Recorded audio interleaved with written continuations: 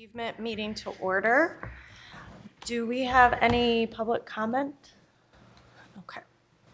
So we will move on with the agenda. Would you like to start then, Dr. Mitchell? Okay.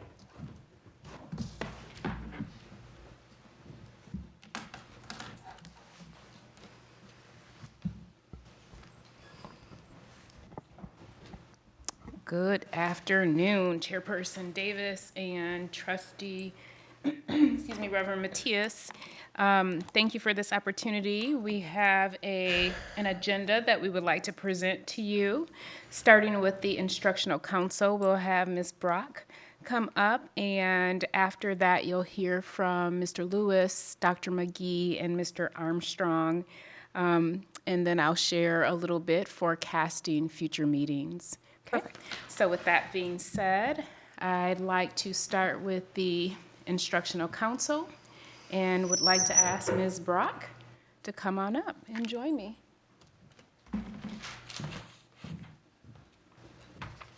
Hi. Good evening. Welcome. I don't know, can you hear me? The Instructional Council is now with the school or the district. And so Amy Pony and I both are kind of co-chairing this. We have a really great team, a good mixture of elementary, secondary, and special ed teachers are all kind of mixed in there. We kind of discussed, because there are a lot of actually new members, we did kind of discuss and go over sort of what we do. And then we kind of went on to new business, and we were able to hear about the SEL team with their projects that they're doing for the middle schools and elementary schools, and kind of having them, share out the options, the second step in caring school community that those schools get to pick from and kind of decide on. And then we also heard from Elizabeth from Innovation Central on the creation of a robotics and applied technology course. We then, as an instructional council, unanimously motioned to proceed with that course. And then we also have our dates for all of our meetings for the year were established. Was that robotics course, is that in its like trial stage? Like it hasn't happened yet? It hasn't happened yet. She has been kind of using those robots in one of the courses that she already has, but she wanted to create its own course.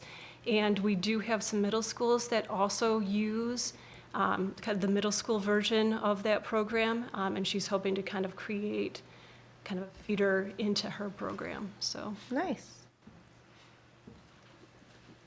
How many schools are going to utilize it? Is it just going to be there, or are we looking at expanding that? Yeah, so this is just Innovation Central. It's Okay. part of their STEM Academy.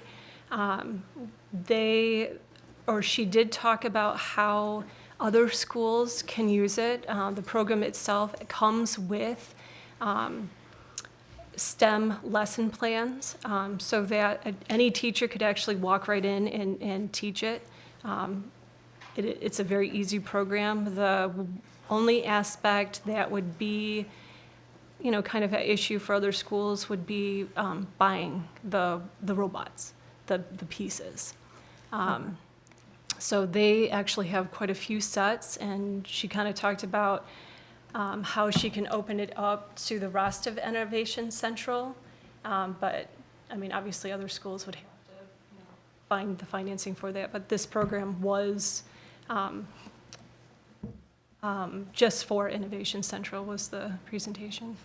I'm just wondering if there were other portions of STEM preparation, so middle school learning certain aspects of either math or code or other aspects that would kind of build into then Innovation Central and so forth. So it's not like all of a sudden they have to be proficient in these things, but there's some stepping stones. There are. And so I don't know if those programs were listed here. But she did mention that like Westwood and Stocking both have a VEX launch. So there are different types of robots, but they all kind of use the same basis, right? So VEX launch is at Stocking and VEX robotics is at Westwood, and then Innovation Central uses the V5 VEX robots. So they all kind of build onto each other. Yeah, I mean, that's it. That's exciting because it really can show our parents the breadth of some of the steps that we're taking, and then opportunities that it's bringing at the high school level into, of course, beyond that into college and in other areas. But very cool. Thank you. Thank So the next phase of our agenda, excuse me, continues to deepen our alignment with the strategic plan, in particular strategic theme number 4. But before I get to that, let me share why this is here. Related to the ESSER update, there have not been any new purchases with ESSER dollars since Rhonda Cribb's presentation at the general board meeting, but we keep this in here as a standing agenda item. And so what I'd like to do is transition to, as I was saying, strategic theme number 4, which is equitable programs and opportunities, and would like to ask Dr. McGee, Mr. Lewis, and Mr. Armstrong to join us as they're going to reflect and forecast some of the things that have been happening related to the Promise Zone, in addition to the work-based learning. So at this time, I'll ask those 3 to come up, and then I will join you once they're done. Great, thank you.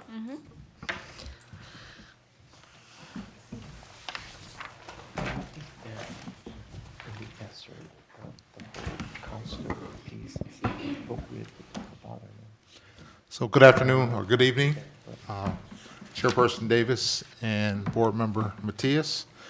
Today we're here again to talk to you guys about the strategic plan and deepening the understanding of where we are going as it relates to creating a workplace and college access or providing college access and skill development.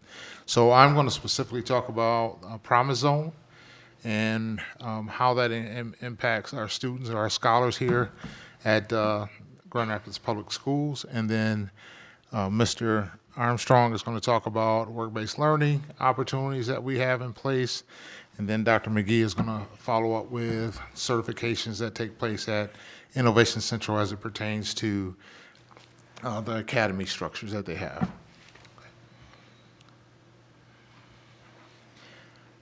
So here's the snapshot I just talked about, or the table of contents.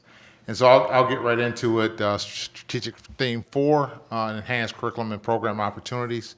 So it is in alignment with our strategic plan. We want to expand applied hands-on opportunities that align with scholar interests. And that's more connected back to the work-based learning and certification. So Promise Zone, a little bit about Promise Zone. It is a partnership between, a citywide partnership between public charter as well as private schools. This is the first of its kind here in the Grand Rapids area. Scholars that are with us in the 10th grade and prior to 10th grade, so 9th and 10th grade, and they live in the city of Grand Rapids, qualify for 100% tuition. Those scholars that are in 11th grade or come in to us at the 11th grade level will receive 50% tuition, and then scholars that come in 12th grade, as it has been established, will receive $0. Just looking at the past 2 years, class of 2020, there were 156 eligible scholars that enrolled in GRCC.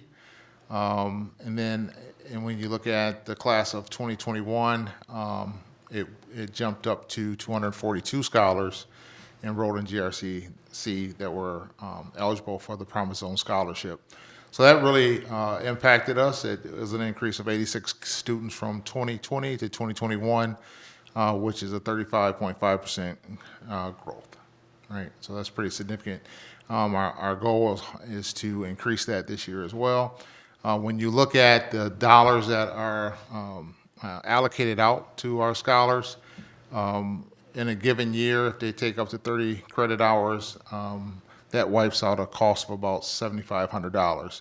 If you look at it from an impact of a 2-year cycle, which would be 60 credit hours, you're looking at $15,000. So that would save the families $15,000 in college tuition costs, which is significant. Can I just ask in Yes, sir. regards to that? I know you're reporting on GRPS, but as a district, we've also made the Promise Zone a citywide thing. So any school can take it. To me, it would be beneficial for us to see the numbers and take credit for those opportunities that have been afforded our city as a whole, though they're parochial and so forth. Do you have any numbers like that where we'd be able to say, citywide, there's been 250 students, and we share 156 of those, something like that, because I think that we sell ourselves short for working so hard to make something like this happen, not just for our students, but the city as a whole benefits of that, and obviously makes the city one that you want to live in. I mean, we're winning awards. I think we should say, and we're part of that success. So why aren't we sharing that information? Not a criticism, but just wanting No, we us were- to share in that glory. Yeah, we were just speaking on the scholars that attended GR public schools. And so we can reach out to GRC and figure out what that number is.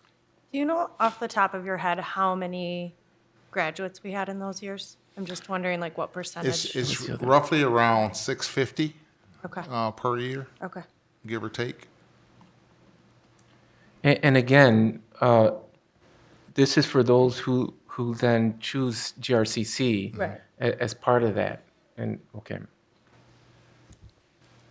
So we do have a short presentation to look at a couple scholars that have participated in the Promise Zone process. And so we wanted to share those with you. Great.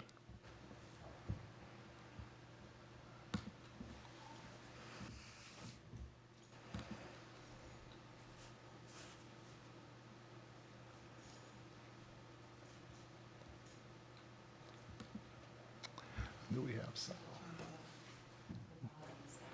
Okay.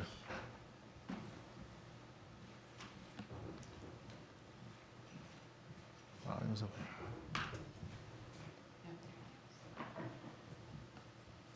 Yep. Yeah.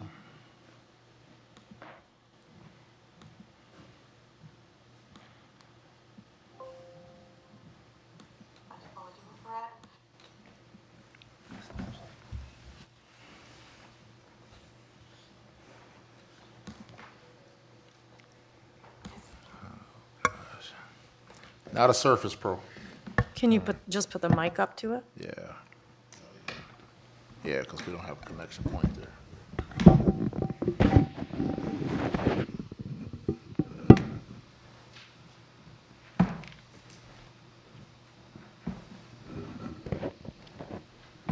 Get to watch something fun, so you came at the right time. So this is the higher ed, one, and I'm not here. Yeah.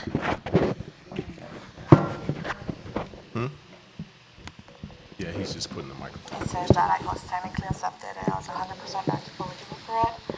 And that was very emotional for me because when my first reaction was crying, and my mom was like, she rushed into my room and she was like, what's going on?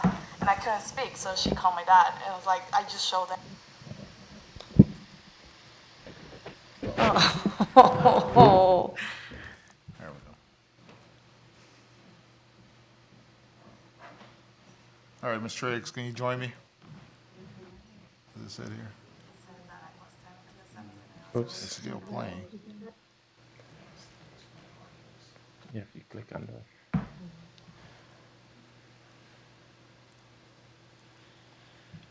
We need the other one.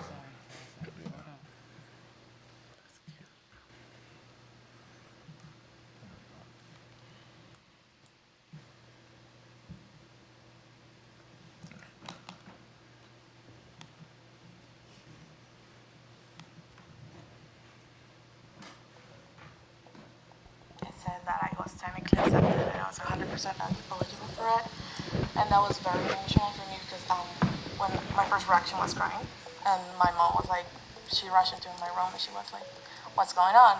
And I couldn't speak, so she called my dad and it was like, I just showed them the email and then we were all start crying and hugging each other for that. Having the Promise Zone scholarship really allows me to advance my educational goals and my career. I can now look forward to transferring to university with no debt. I feel very relieved. It was given to me a second life because it's like, wow, I have this opportunity. I'm not gonna be stuck. GRCC is a great campus with great people and professors that truly care about you being successful. They will ask more and like go into that. What else you have to say, you know? I do walk around with like more confidence now that I have this scholarship that I don't have to worry about this paying for it in school. It's really comforting to know that I sleep at night with no worries I have to pay. They're very committed about making sure that you're successful and that you'll graduate. GRCC is a great choice and I'm so proud that I chose it. They had just finished up that presentation prior to our previous meeting. Okay. And so they did a very good job of providing us quick access to that. So I'm going to transition out.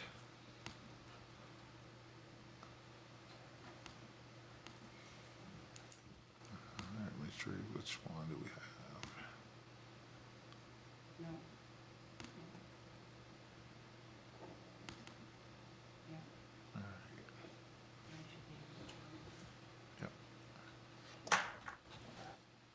All right, so at this time, I'm going to turn it over to Mr. Armstrong, and he's going to share with you work-based learning.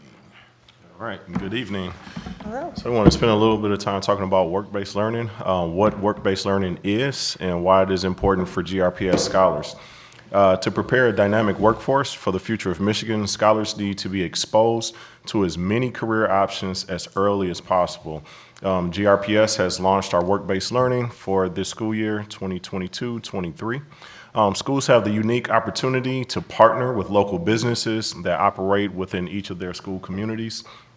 Scholars refine their career goals through coursework consistent with their career interest, contextual learning, and career preparation while meeting academic and technical standards.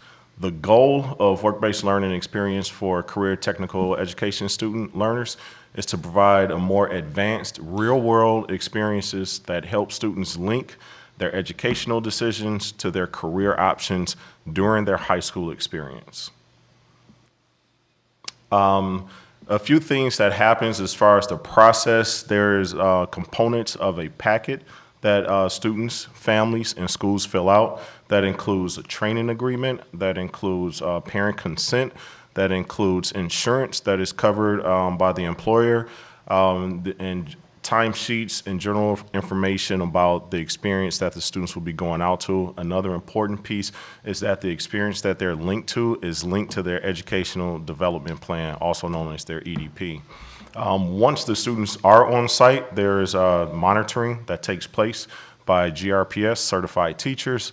And the teachers are looking at the skills that are attained by the students. They're looking at the general welfare for the student. They're looking at the sites in terms as far as health, safety, and the overall welfare of our scholars.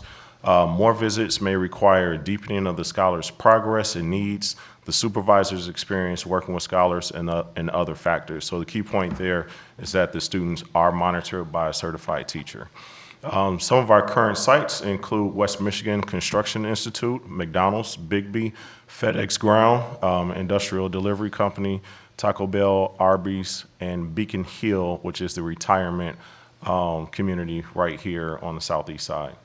A few important takeaways for work-based learning. Work-based learning experience need to be authentic and representative of actual work settings. They involve sustained interaction with business professionals, involves our scholars completing a task, so it's goal-oriented, and it aligns to the program standards. Work-based learning is not simply a job, okay? Work-based learning is training for the scholars' desired future interests and their career interests. All scholars enrolled and participating in work-based learning must have a training plan, as we stated earlier, that correlates directly with the student's educational development plan, which speaks to a specific career pathway that they're interested in.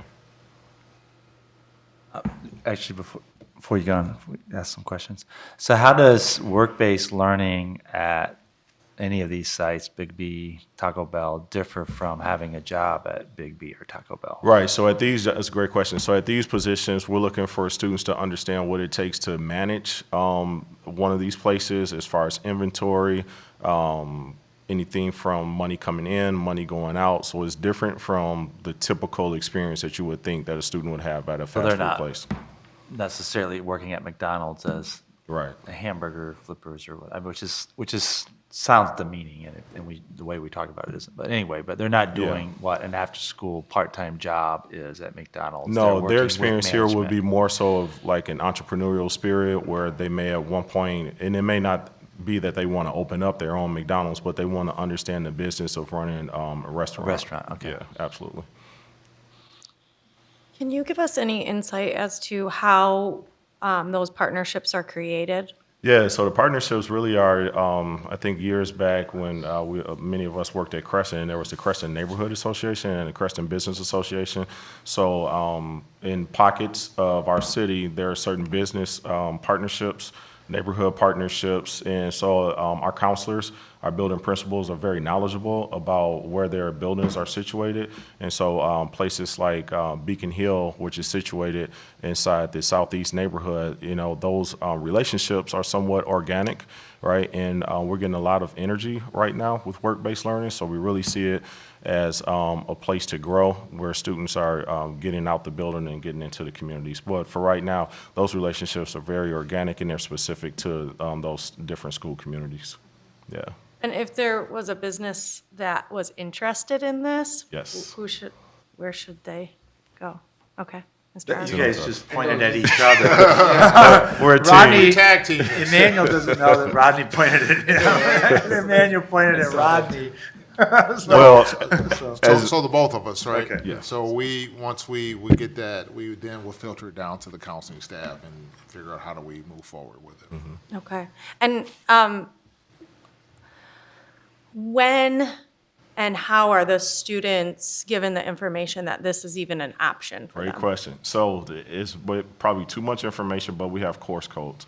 The course code for first semester is WBL 451, and then for second semester is WBL 452. And so we're going into our second marking period, so the conversation is being had now for students who may be interested in participating for semester 2, right? And we look for the work-based learning to be a full year dedication, and as far as the hours, students can use 10 hours per week that goes towards work-based learning, and they'll receive elective credit each semester. And that's outside of school hours, correct? Outside of school hours, yeah. So right now it's very attractive to our juniors and our seniors. And of course, you have to be a certain age before you can have employment as well, but it's very attractive to those. So as we look at college and career, right, we have several students who are taking advantage of dual enrollment inside and outside the building. And then we also said, let's look on the other side of the house, which is career and technical education. And so this is where we've reignited our work-based learning program. Okay, so I'm in high school, I know nothing about this. When do I hear about it for the first time? You hear about it when you complete your EDPs. So we're looking Okay. at students as far as their the 6 career pathways that they can go into. Yeah. And so our counselors do an excellent job on having a pulse to the building and what students are interested in. We also have minute meetings, credit audits, where students are meeting with counselors one-on-one or in small groups, and through those partnerships that we have with local businesses, that conversation is sparked with our counseling department when they're meeting with students and they're talking about those different career interests. Okay, Additionally, we're getting ready to go through our master scheduling process, and so students would find out about it at that time as well. okay. I have so many questions. When do they do their EDPs? Like, is that a designated part of their day? Like, which teachers? Counselors, yeah. Okay, counselors. Great question. Yeah. So we're in the implementation stage of doing our data migration, and we use Zello. which is formerly Yeah. Career Cruising, same company. And so we are in that season as we speak to get all of our information uploaded and where it's correct. And then counselors, we usually go into the English classrooms, Okay. and we'll schedule those. And of course, as you all may know, it is a requirement through the state of Michigan that students have their EDP, but a real nice thing about Zello is it's a full dashboard of everything. You can complete your EDP, you can take PSAT practice questions, you can submit a college application through the software that we have. So we're in the season right now. And they can alter that at any point. Oh, absolutely. As well, yeah. Yeah, we want them to. We want them to, for this to be a living software that they can use until they graduate. And we start that in 7th grade? It's a requirement through the state of Michigan for 8th grade, but in GRPS, we start in 7th grade, and we start a year earlier, so we can ensure that all students leaving middle school have an up-to-date EDP once they enter high school. Okay. Yeah. And then how many schools are participating in it? So I just put down 6. So Union, Central City, Ottawa, Museum, Southwest. You said Ottawa, University Prep, Grand Rapids University Prep. So all the high schools. Yeah, all the high schools and the alternative education schools right now, we're focused on getting those students in good standing on track to graduate. So at some point when those students are on track where they can take time away, we'll look at those as well. But yeah, it's open to all students in the district, and I'm really confident that the program is going to continue to grow as more students, and families find out about it. Any additional questions? What are the classes that are associated with these? Well, what we depend on is the Michigan Merit Curriculum. And so in schools like Dr. McGee's and some of the other theme schools, you'll have courses that would, lead towards a certificate. So at this point, we rely heavily on what the state of Michigan has put in front of us, which is the MMC. So Are you what's the speaking- class called? Introduction to, I don't know. Yeah. So are you speaking specifically to work-based learning?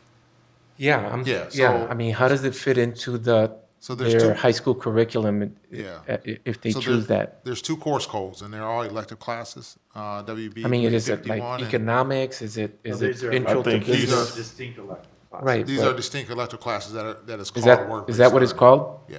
Yes. Okay. So in transcript, you would see WEL. 451, 452, for 0.5 credit for each section.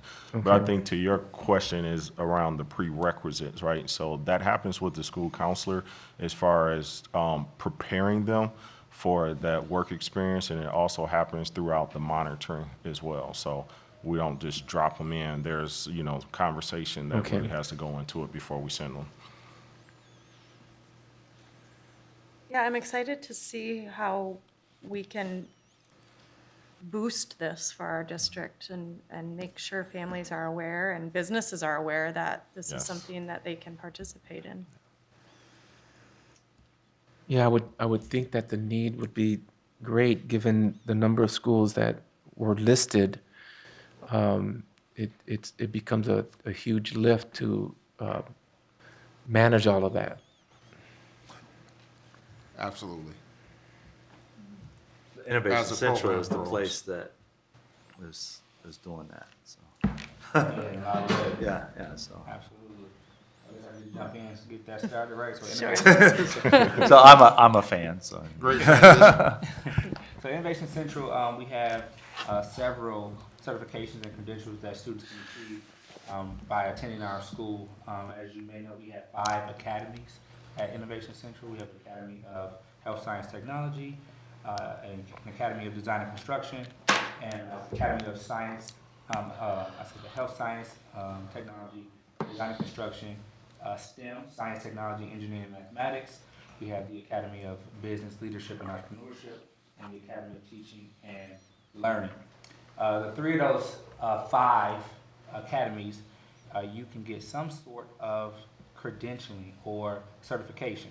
As you can see on the board, we have those spelled out. So if you look at the Academy of Health Science Technology, you can get anything from EMT certification. Pharmacy tech is a newer one. You get that temporary license, and then you continue in that program, you'll get that full license. Mental health certification is a new one that we've embarked upon. CPR certification, health science technology. The health saver bloodborne pathogen certification, and then a serve safe certification. And that's within the Academy of Health Science and Technology. We also have an advisory board for every one of our academies, and there are certifications that come to the table often, and sometimes we have to decide if we're going to move forward with that, explore it, or just say turn it down, and look at it at a later date. The Academy of Design and Construction, as you know, you're working with, we have a wood shop in our school, so you're working with wood, you're working with saws and all these power tools. A student can lead with the OSHA 10 certification, the Michigan OSHA 10 certification. It lets an employer know, hey, I know what I'm doing around these power tools, I know what I'm doing around these machines, so go ahead and hire me because you don't have to train the next person. Right? It's a selling point in the interview. And then the last one here, the Academy of Science, Technology, and Mathematics. We just received the SME Prime Grant, which allowed us to get these new certifications in our school.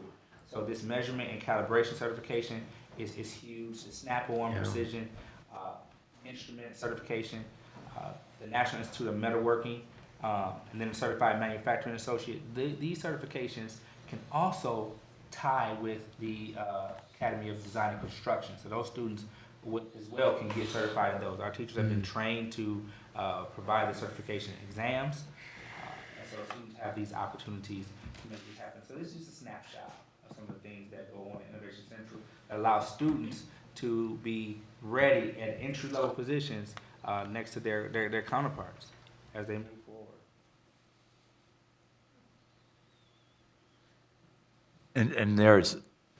And this counts as, are there workforce learning opportunities at Central as well? Work-based, yeah, WBL, sorry.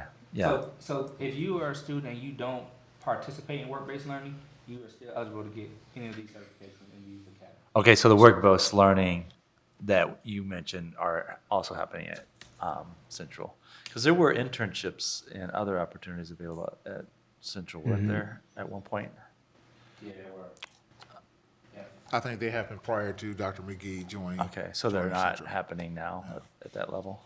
Obviously, those conversations, those internship opportunities are coming back to the surface in our Okay. advisory councils. Okay. As to what does that look like now? Can we, re-engage in those relationships? I think the challenge was the pandemic, and then Yes. we had the Yeah, Habitat okay. for Humanity, Yeah, that makes sense. and so it's just getting back to. Yeah, Habitat, I know I helped set up with Mark Frost Yeah. when my son was there, a couple opportunities just that happened. I mean, in college with the Academy of Business, like fields in business I didn't even know existed, but I found out because somebody asked me if they could work with the school and did it. So I think that we need more internship opportunities and linking that with post-secondary. So opportunities for all of these fields offer opportunities in higher level education as well. Yeah, I would say that this is more work-based skill development and Okay. providing some certifications when kids want to go out into the workforce, and they can provide some type of credential that can lead them to a better job opportunity. Are these all like separate pockets, or are there students who are in one of the academies, do work-based learning and dual enrollment? Like, can you be a student that does all of that?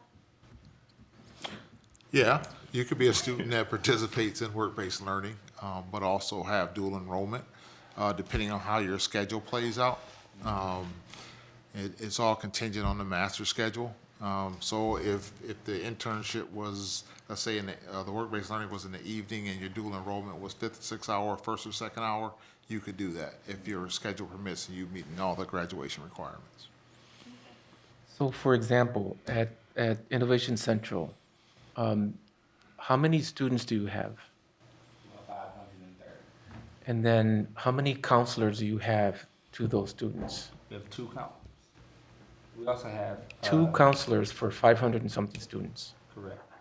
We also have a career readiness advisor and a college advisor as well. And they do the EDPs and that kind of stuff with those students. I mean, that's one of the struggles, I think, is the counselor to racial student. And then if you're looking at having to manage all these different kinds of educational requirements, I'm just wondering how one could do that in a timely manner. If they have a caseload of a couple hundred students or whatever their caseload might be, how do you guys manage that? Right, so that's where, like I just mentioned, we have a college and career readiness advisor. And we have a college advisor and a career readiness advisor. And so in conjunction with our two school-based counselors, they work in tandem. They work in tandem making this happen. So when it comes to the counseling duties, we talk about mental health and putting the schedules together at the beginning of the year, the counselors carry that load. Then when it comes to certifications, you might look at our career advisor and say, okay, career advisor, we're looking at certifications, work-based learning, let's help manage that. When it comes to FAFSA nights and looking at scholarships, our college advisor takes the, so the counselors aren't carrying all that load on their own with the two of them. So that's how we're approaching it right now. But it Well, also these- takes a lot of planning. Well, these, Right. I mean, these certifications, a lot of them are just built into the courses that the students take. I mean, they're all getting, on all of those AST, a counselor isn't arranging CPR certification, the teacher is. Right. So, but maybe farm tech temporary license would take some work with. Right, so we other have folks. lead Yeah, teachers in yeah. all of our academies that might work with those relationships, work with those entities that are advisory. All those organizations, they work with them to set these things up. And like you said, Dr. Baker, they're in the course. And Yeah. that's the beauty of it, right? It doesn't, we try to alleviate a heavy load on being able to make this work. And it's my impression, like with the IRSHA 10 certification, the students are taught how to use those tools before they're not like set loose, and some can learn how to use them, and the other just play. So at least I hope not. It's part of the So- safety training. Yeah, I prior mean, to so it yeah, being so they're engaged. getting certified as just a natural progression of their program. Yeah. Yeah, and so that's what's really my experience with Innovation Central, especially when it came to dual enrollment or other kinds of internships, is that there were always barriers set up to having dual enrollment, say, or internship, because with when students did what, and I think that's going to take work to kind of overcome those barriers. So how can you have a student take? I mean, I know the design program. I worked with Mark Frost a lot on creating partnerships with KCAD, Kendall College of Art and Design, and how to figure out how to get students to take those courses in design that Kendall offered and dual enrollment. There were always, it was a lot. It wasn't just something that happened. It was a lot of work, and I think that's something that we can fine tune in work-based learning, internships, and dual enrollment in a way that is more seamless, but it takes a lot of labor power to do that. I think that gets at what John's talking about in terms of how do you just manage all that.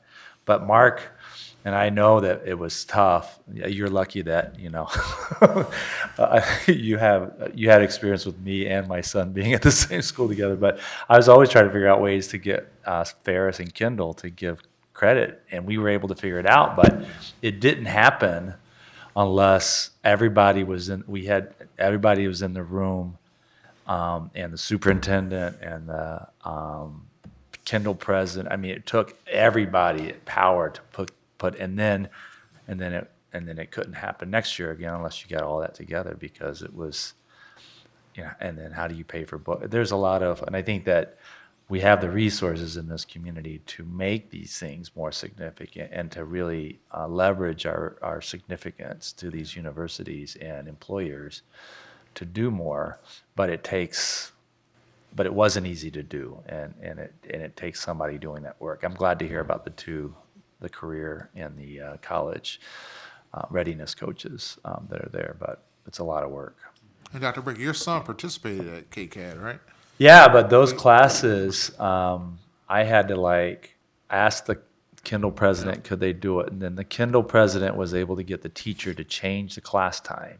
So that way it could happen at a time that the central students, and then I had to work with Mark to get the students and then marketing the class. And then I happened to have, I also had a budget at that time, so I bought the books for the students to take the class, so that way GRPS wouldn't have to buy the books, or the students wouldn't have to buy the books. And then, so we did that a couple times, but then when I wasn't doing it, or when Mark, then basically it went away. So it needs to be embedded. So just like we can embed these things, I think that we can embed Kendall College of Art and Design, or an internship at a downtown accounting firm or whatever, and it just has to be embedded in it. But it just doesn't happen unless it's somebody's job to do it. So, so I just happened to know it was needed because I was in the building and have access to resources to make it happen. But that wasn't a permanent fix. It was just so some kids got it. We had probably 20 or 30 kids, able to take those classes that were design classes. So, and it was a lot of fun, and the professors liked to do it. But unless somebody communicated between that, it just didn't work out, because the professor class schedule wouldn't have made, it was not possible, because they have a strange schedule. Like, they have a block schedule, and because it's design. So they have 6 hours for every 3 hours of credit versus the way GRCC works. It was just a headache, and it just doesn't happen, simply. But it was able to happen as long as people kind of work through the processes. And that's the work that I think that will really build this out. And Central and UPrep and Museum School, they're all right there. So in the example that Tony's giving, how does this team tackle those obstacles? Like now, let's talk about next year. How do you work through those?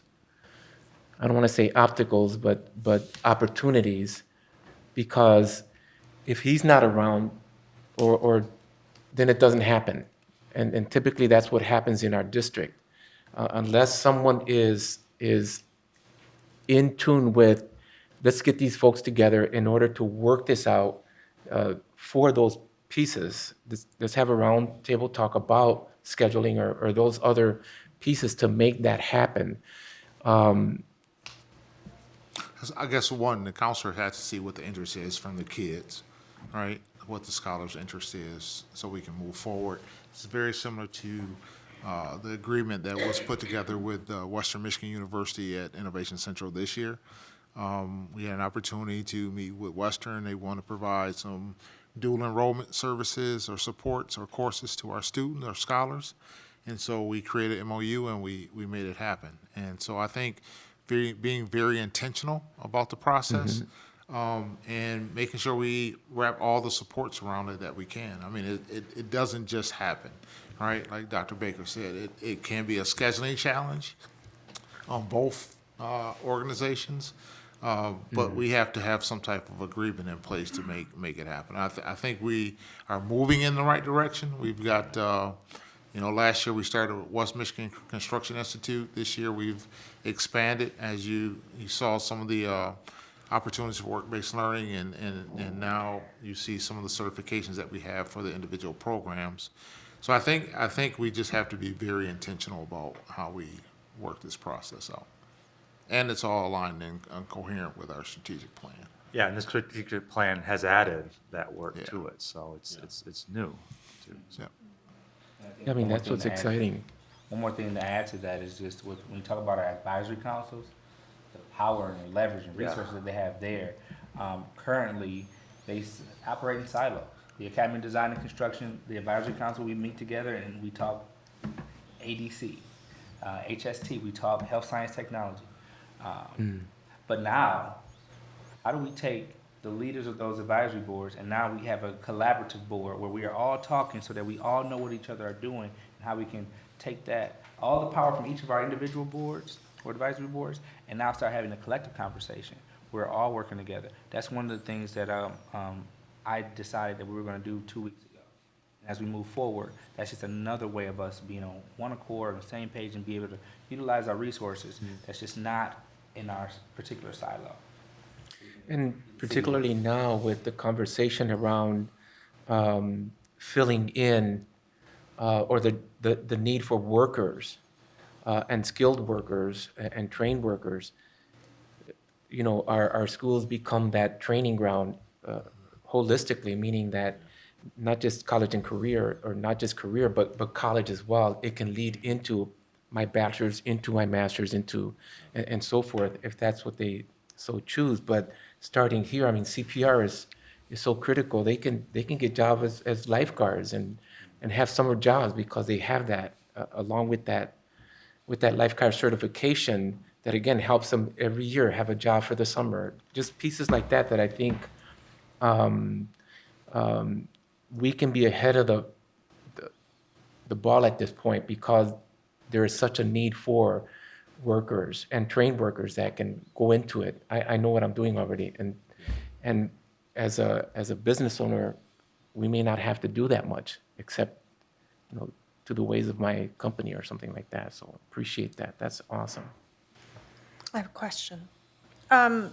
So Innovation Central has 2 counselors, 1 college advisor, and 1 career readiness advisor. Is that typical throughout the district at all of our high schools? No. Okay. Yeah, so I can answer that. So the national standard through ASCA, the ratio is 1 to 250, 300, right? And we have some opportunities to grow there, right? But that's a whole funding issue where we won't get into that. But all of our high schools do have at least 1 counselor, right? And based upon the ratio, most of our high schools do have 2 counselors. Union has 3 counselors. But we look around, what kind of support, as Dr. McGee was talking, can we provide the counselors, being in whatever financial reality that we are? And that's where Michigan College Access Network comes in, where they will help supply the school to college advisors, and we're working with them to get advisors in all of our schools, and most of our high schools do carry those positions. I know 4 right off top that have those. So whatever financial reality that our district is in, we're not letting that be a hindrance or an obstacle for us, and we're being creative on creating those positions that can come alongside our counselors and be a part of our department. So they're not silos. So those school to college advisors, those career coordinators are a part of our department that we oversee. And so we just try to do the best we can with what we have. And our counselors have done just a phenomenal job, especially going through a pandemic and coming out of. And just to add on, Reverend Mateus, your point of, you know, how do we make this work happen?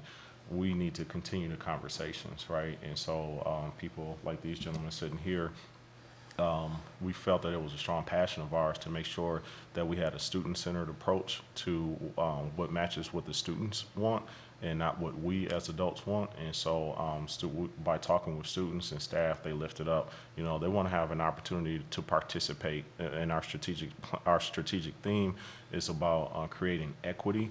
And we just want to make sure that all students in our district, no matter where they're from, have an opportunity, if it's dual enrollment, if it's work-based learning, if it's attending a theme school, and so forth. And we want to make sure that these opportunities are in our traditional programs as well.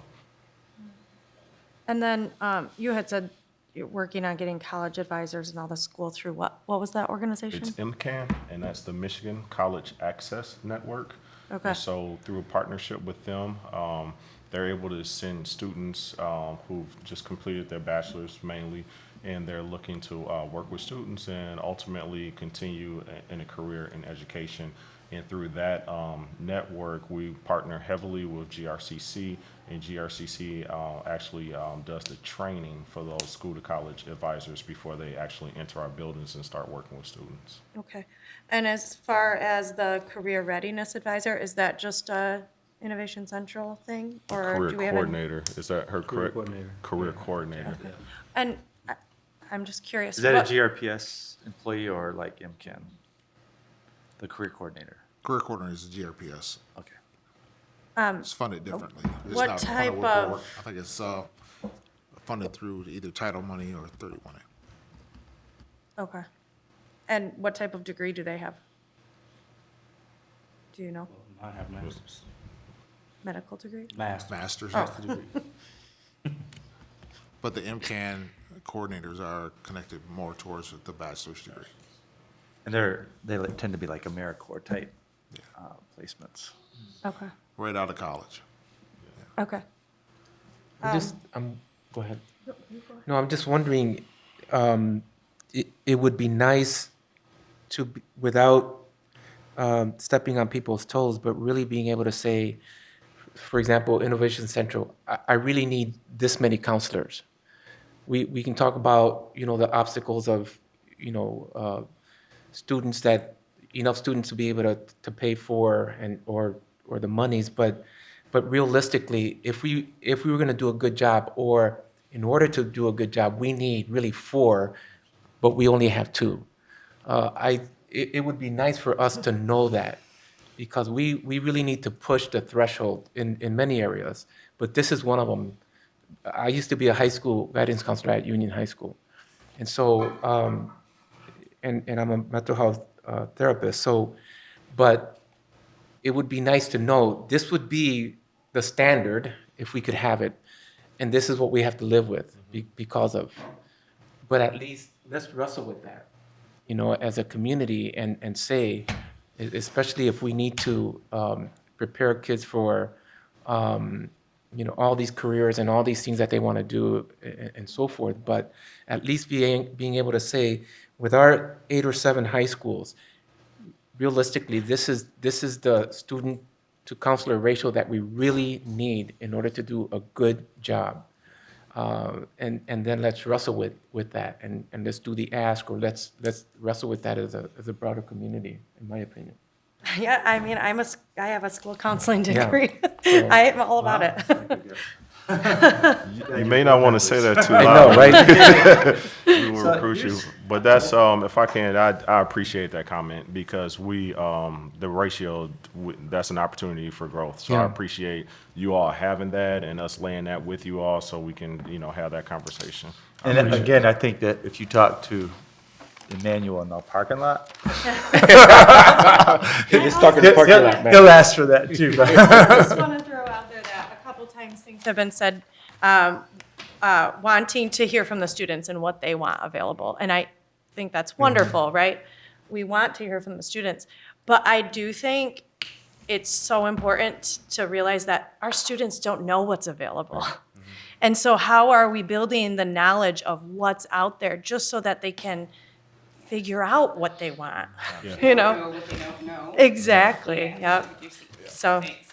And what I would tell you is it's a perfect segue for, the visioning that we're doing next with executive directors and building leaders related to FMP.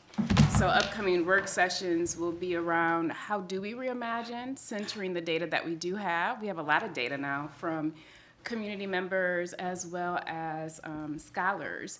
And so how do we hold space for our leaders to also dream about what compelling learning spaces look like, in addition to what it might require, whether it be school counselors, and then also compelling programs to help us retain and attract. So that is coming up.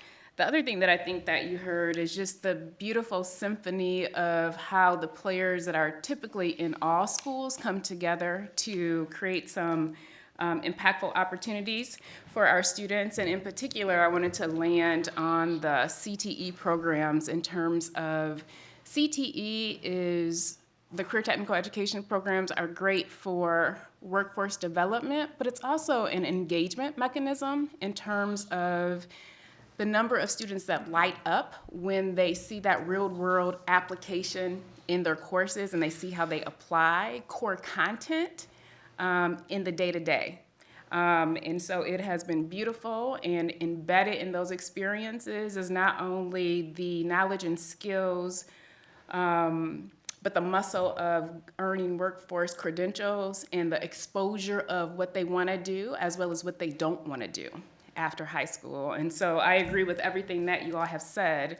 Some of the other credentials I've seen folks have related to the career exploration is CDFs, Career Development Facilitators. So folks building their muscle related to how do I offer or render career exploratory and development resources in a standardized way.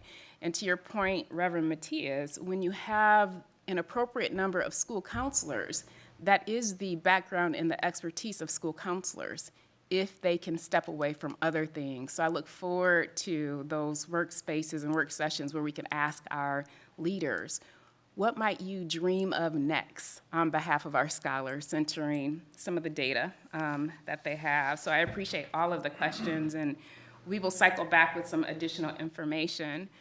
What I'm hoping to do also is kind of forecast what's coming next in addition to the work sessions. In addition to the work sessions with leaders, for December, we have scheduled educator workforce as a presentation. And there have been some wonderings about Ottawa Hill's newer course related to music and the partnership with Mr. Hoskins. And so we'll have a presentation by Mr. Lewis on that. But that's what we have planned for the rest of 2022. So I'm going to pause. Look like you were about to say something. But yeah, this kind of goes back to where we were, but I think that you provided. First of all, I do want to also give a plug for the Two College Through College, which is also part of the work group for getting post-secondary. And so that staff, which has, it varies, but one current full-time person, but there'll be a second full-time person soon because of the director. But those persons are in each of the high schools. It's just two people in all the high schools, but they still play a significant role and partner with what's happening. So that's an important addition to that. And they work closely with those College Access Network people. But I would say also, I mean, I'm going to push back a little bit on just saying we need counselors. I think that what we need is data, and I think that this is what you're alluding to, is data that assesses. So if we decide, well, what does it take to increase the number of students that participate in post-secondary training opportunities, including college, and we come up with metrics to measure that, and then we decide we need more counselors to fulfill those metrics, then I think that makes it easier than just saying Emmanuel needs more counselors. I think that we know that, but if our strategic plan says we're going to increase X number of students participating in post-secondary opportunities, then we need to decide what it takes to get those students there, and then and how do we measure that, and then who needs to do that work. So if it's number of dual enrollment courses or increasing opportunities for students that have dual enrollment and career opportunities that they haven't had. But I want to say I've been reluctant to say this, and I had an experience at Innovation Central 2 or 3 years ago. So, and I won't say, but I was giving a tour with 2 vice presidents from Ferris, and we were visiting the different academies. And a teacher, and I won't say what program this was in, someone said, well, what do your students major in when they go on to college? And this particular teacher said, our students don't go to college. Our students go straight to the workforce. And I was taken aback by that, obviously, because and it was a broad statement about the entire students from that program. I got the impression that that's what students are learning from that program, is that they're being trained to do one of those certification things and not to imagine more. And we can't have that. So, I mean, it has to be. And I knew this person, this person, she or he, was a great teacher. I wouldn't want to in any way malign this person, except that I don't want our students to get the message that college isn't for them. I like the fact that we're giving students opportunities to consider things other than college, but I don't want a junior in high school to already learn that they don't need to do college or think about it. I think that that's troubling. So that's not equity. Agreed. So anyway, so I think that, but I do think that if we know what we're doing other than teaching our classes, that we should have 10% of the students in design and construction participate in a design course outside of, in a dual enrollment, then that's a metric that we try to get. I'm just throwing that out there. So we know that people are held accountable for seeing that that metric is met, rather than the metric is we're looking at, like Rodney and Emmanuel were looking at this National Student Clearinghouse data. Look, and we're like now deciding that the 2015 graduates didn't graduate from college. Well, it's a little bit late for us to be looking. That's not an appropriate metric. We need a metric. We need we need to research what should we be doing this year and improve that to make sure that next year's students are better at graduating from college 6 years from now than this year. Makes sense. I mean, I'll challenge that in that we have data already. We have gobs of data already. Even if you look at last year's students and if you were to figure out to track them, okay, who's in college now, who went, who's not, who's working. I mean, you would see some real data right there, and you wouldn't have to travel far to do that. Yeah, I'm not saying we should have new data. I'm saying we should have new metrics of measuring whether or not we've succeeded at it. What we have now, when I think about college readiness now, it's SAT score. It's percentage of students that meet college readiness, SAT. It's graduation rates. It may be college enrollment, but it's not at the board level. Percentage of students participating in dual enrollment, percentage of students participating in summer college visits or college camps, that kind of stuff. At least not at the board. If we're measuring the strategic plan, is the district doing X to get at, not offering opportunities, but seeing that students are in them. So the data, you're right, the data is there, but the metric needs to be the measurement for success, the measurement for accountability. So. There are many metrics that we use that are antiquated, and in alignment with our strategic plan, there are some things that we can measure and then make sure we have aligned our resources, our human capital, to ensure that it happens. So the both and of that, I think we get it, and so we'll report back out on where we're at with that, how we operationalize it. Yep.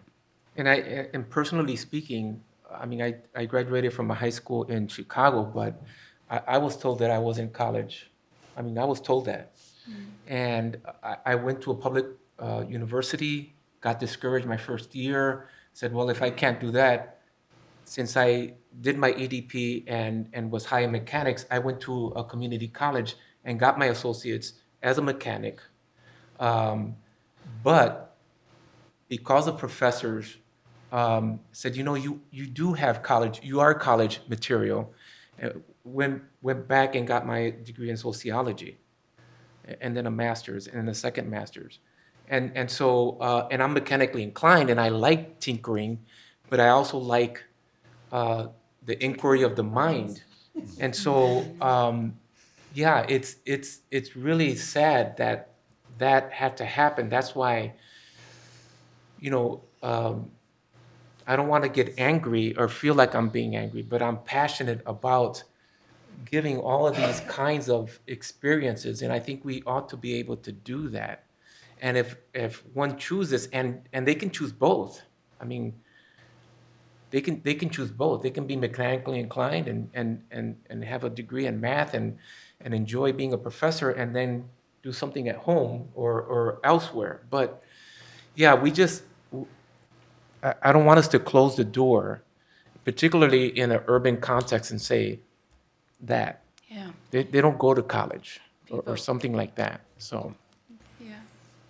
People get implicit and explicit messages about what they can do, what they can be all the time. And so you're absolutely right. And I think the gentlemen that we're up here, we're talking about some of the structures we have in place, but it's something that we have to bolster in terms of engaging scholars and families where they are and helping them bridge to their opportunities and maximize their potential. So you're absolutely right. That's exciting work. yeah, I love where we're going because there is such a breadth of opportunities that, and particularly in our city, we have such a diverse workforce community.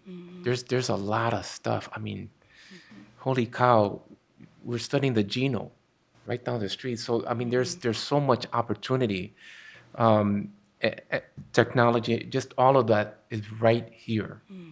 So Yeah. we have a great laboratory. Yeah, I think the other piece that's really exciting to hear when you say that is, and we tend to service folks who have been historically under-resourced and have not had access to some of those opportunities. So the more deliberate we get in building those bridges will help us in the application of equity. So we've been excited having conversations about what's next for us. So look forward to what's next. Yeah. What additional questions or concerns? You heard the December forecast. Are there other topics that you want us to be considering that you haven't mentioned already? You did give me a scroll in, I think it was October. We talked about some, but if there are additional ones, feel free to say now and/or you may email as well. Well, for me, I think since we're heading into December, just an update on our both total number of students, some projections in terms of graduations or the number of seniors, just some of that data around that would be helpful as we're looking at December going into the holidays and all of that. But just some of those kinds of things would be helpful. Okay. We can add for me. that to December. So we have the educator evaluation, the update related to Ottawa, and then that data that you just mentioned. Okay. Dr. Baker, anything for your last meeting? No, yeah, so, That's right. cake would be good. Okay. We got you. Gotcha. Yes. Wow. I'll let you know if anything Okay. pops up as pressing, but that will be a full agenda. So. Okay. Got you. Thank you so much. Thank you so much. Thank you all. Meeting is adjourned.